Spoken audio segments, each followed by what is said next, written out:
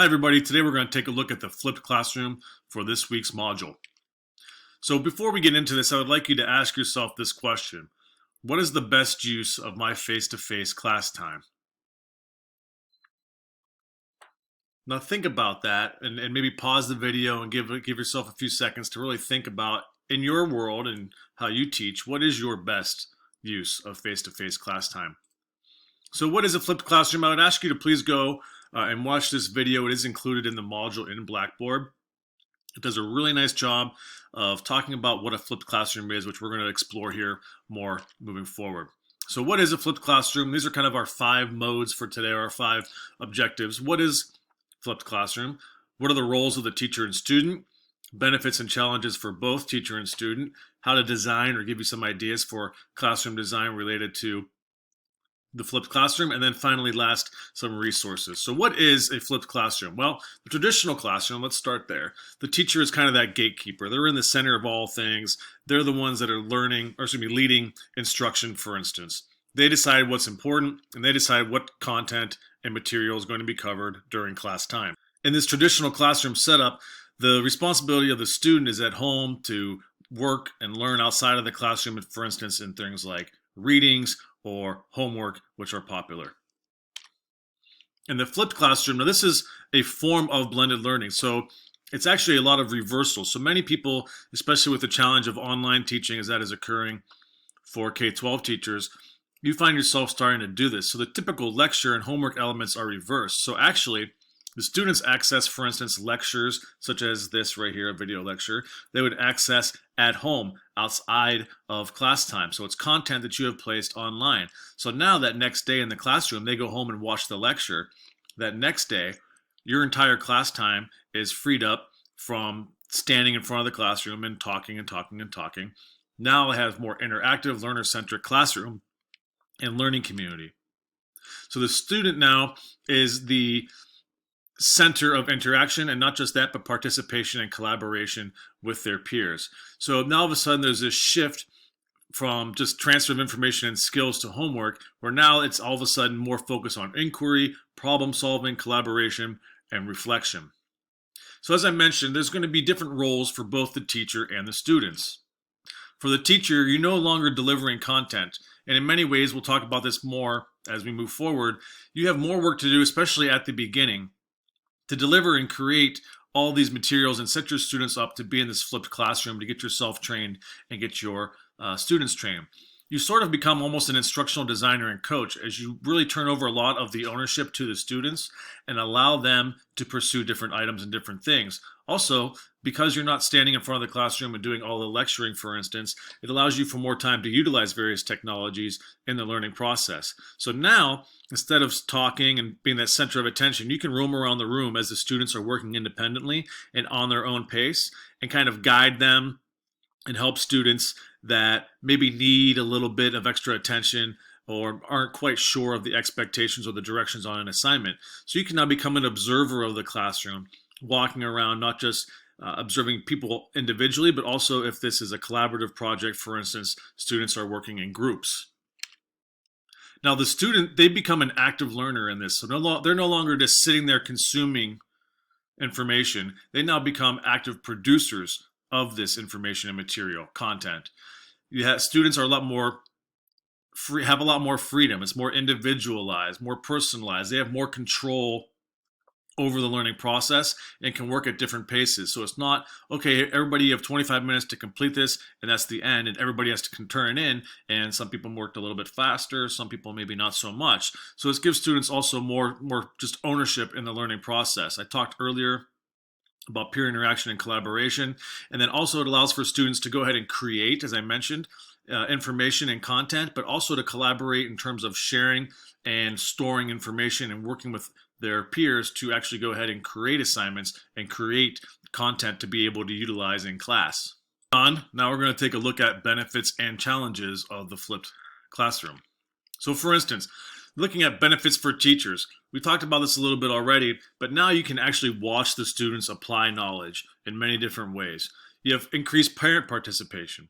They're going to be at home. They're going to be looking at these lectures as well. They're going to be following along and allowing them to really become more of an active participant as well in their students' or child's learning process. For teachers, once you kind of get it figured out at the beginning, and we talked about that, how at the beginning it's a lot more work, it's very front loaded. Actually, what happens is later on, for instance, once you record the video or the video lecture, now it's there for a few years. You can keep going back to that and playing it or having students watch it at home. So now all of a sudden, over time, it starts to alleviate some of that time and practice in terms of, that's one of the largest deficiencies that teachers talk about when it comes to technology usage and technology integration, is lack of time to actually prepare and how to figure out what you're going to do and plan it. So with the flipped classroom model, once you get the hang of it and you start rolling, it actually helps you with that process. I talked earlier about what you're doing in class, able to move around and observe individual and cooperative work. For the students, or excuse me, sticking with teachers, according to a survey, this was done by the Association for Supervision and Curriculum Development. Over 450 teachers who were utilizing the flipped classroom. 2/3 of them had increased test scores, especially in the areas of AP and special needs. And as it says here, 4 out of 5 reported improved student attitudes, and then 99% of them stated that they would flip again. That's a pretty high number, but certainly represents that the vast majority of teachers that do this and stick with it really do enjoy it and find benefits. For students, we talked about this a little bit already, but the more access to the teacher for assistance. The teacher is constantly moving around the room. So they're free now to go up and have students approach them and ask them questions and help. Active learning, they're talking, they're being challenged, they're talking with their peers, more of a social learning type environment, problem solving. So it's really nice. Again, the ability to work at their own pace and figure out what type of a learner they are and what is their individual approach to learning. Providing them with multiple ways to do so in the flipped classroom will allow them to really choose their own path to success. And because the teacher is able to walk around so much, this allows for that real-time feedback, instant feedback to give students, whether that is formative or summative. Now, once the student leaves the classroom, there continue to be benefits for them at home. So if they're at home and they start watching a video and they have to go eat dinner, they can pause the video and come back and rewatch it. Or if they don't quite grasp a specific concept in a part of the video, they can go ahead and rewind that portion of the video until they understand it, or at least to the best that they can. If there's, for instance, a video that is maybe 10 minutes long, but they already know the first 2 or 3 minutes of that, they can skip right over a video or lecture that you have posted because they're already familiar with that material. Or maybe you've put up a specific movie clip to demonstrate a point and they've already seen portions of it. They can go ahead and skip over that. They can go back and review the content as they feel need. So it allows them, again, another locus of control for their learning process. And then it doesn't matter. So we look at, for instance, situation with all the online in K-12 schools because of the coronavirus. Well, if a student is in class, whether virtually because everybody's out or they're just out because they're sick, this doesn't really impact them as much as it would be, for instance, missing out on a lecture in class or certain activities that can only be done in class. Now this opens it up to when they're at home, they're still able to participate in the classroom. For teachers, I talked earlier about this front-ended work. The most important thing about that is don't get frustrated and understand that the overload of work, I don't want to say overload, that's probably the wrong word, but the heavier load of work at the beginning is just part of that process. And once you get through it, it just gets easier and easier. A second challenge is where to find all this content. There's so much in terms of resources out there online, what's good, what's bad, and sometimes it can become overwhelming. So that's just something you're going to have to kind of figure out, playing around on the internet, doing Google searches for your age level and or content area. Now, some people say, okay, it's not a test prep style of learning because it's more independent and there's a lot of pressure and focus on test scores, which is 100% true. So that is one kind of compromise with this blended classroom, that maybe you have to find a way to also not use or lose that test prep in terms of getting your students ready for that. Then you also have to rely on trust and preparation by the students outside of the classroom, not just you. Now, for the students, this is really a change for a lot of them because many of them are accustomed to sitting there passively, having the teacher talk, and they write down notes or they kind of sort of pay attention. Well, now all of a sudden they have to be actively engaged in their learning process. This puts a lot more onus on the student to learn the material and work at home independently outside of the classroom. And also, many students have found a way to memorize certain items or certain vocabulary words or buzzwords that maybe they know the teacher likes to hear or that fits the content. So their past grades really weren't on analysis and producing any specific content, but now it was just simply multiple choice or matching.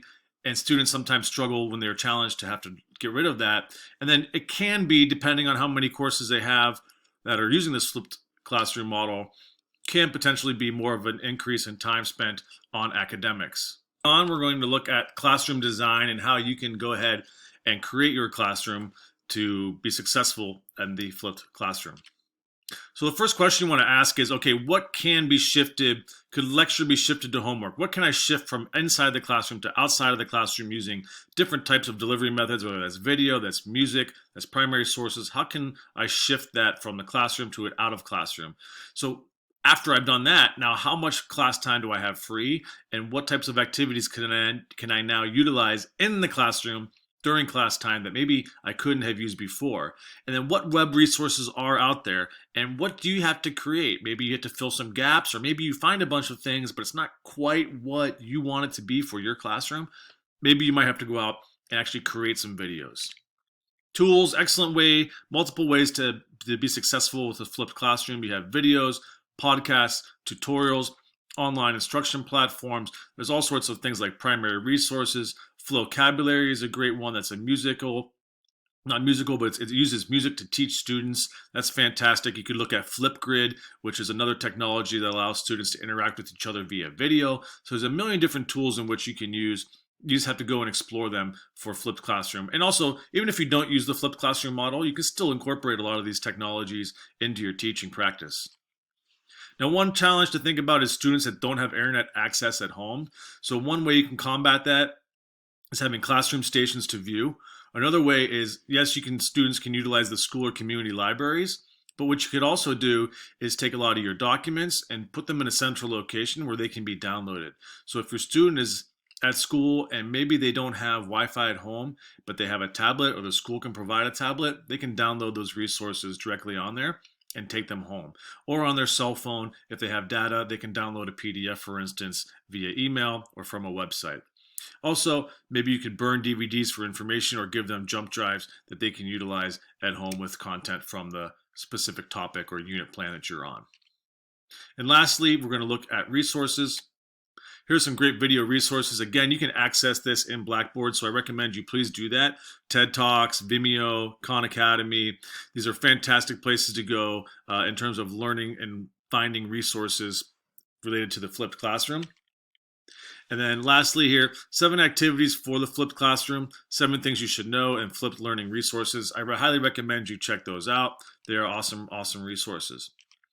Lastly here, I'm going to just kind of talk about this for a second. I would ask you that you would please pause this during the video just to take an extra second to look at kind of that big picture, as this infographic mentions, about flipped learning. And it does a really nice job of breaking down how time is traditionally spent in the classroom and how you can flip that classroom literally around to better utilize that class time, and how you can balance that in the classroom with homework. So again, I would ask you please pause this video here just for a couple seconds to look over and study this infographic. And lastly, I'll leave you with this quote here.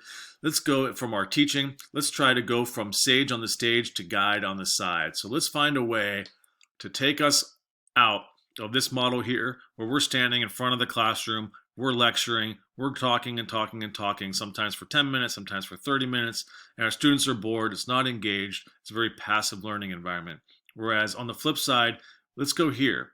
Let's try to put you in the front seat of the flipped classroom model where you're actually now becoming a guide. The students are working independently. Notice on the right, on the flipped classroom model, they're not seated in rows like an old factory style. They're collaborating. They're sitting at tables or group workstations, working with their peers, collaborating, social learning, all those things. And now you're free as the educator to walk around the room, monitor, and assist students as you go. So hopefully you find this presentation to be useful and you are able to incorporate principles of the flipped classroom into your teaching.